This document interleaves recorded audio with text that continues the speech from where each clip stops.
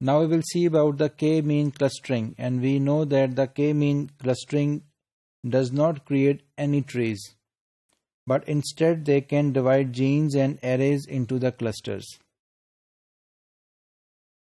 And the good thing about the k-mean clustering is that we can analyze the large data sets that we cannot analyze for any other method for clustering. But the drawback for this is that we do not know how many clusters we have to use in the start. And for this purpose, we have to follow the procedure that is composed of different steps. And the first step is the change number of the clusters. The second step is the checking the results. And the last step is the picking of solution. So the optimal solution that we can pick is the solution that has the within clusters sum of squares, and its abbreviation is within SS. So it is called the within clusters sum of squares.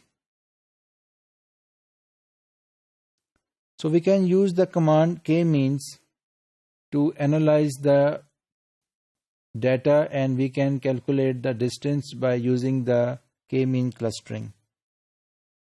For this purpose, we have to use the 4 arguments in order to fulfill the k-mean clustering.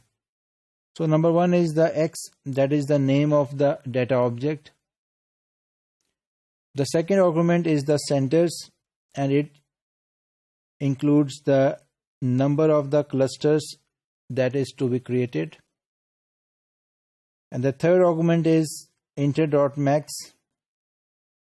and that is the interaction within the maximum values.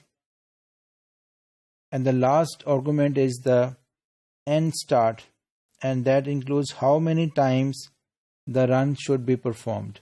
The analysis for the normalized data with 5 clusters is performed as follows, and the analysis is repeated 10 times because we know that we have to repeat it several times. Note that the k-means, this command wants to get a matrix, so we convert the data to a matrix with the AS matrix.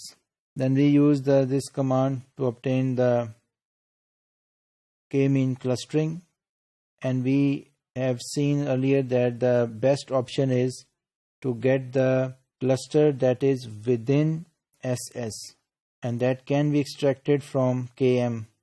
And we can extract the cluster specific within SS values, and this take the sum of them, and we can get this value.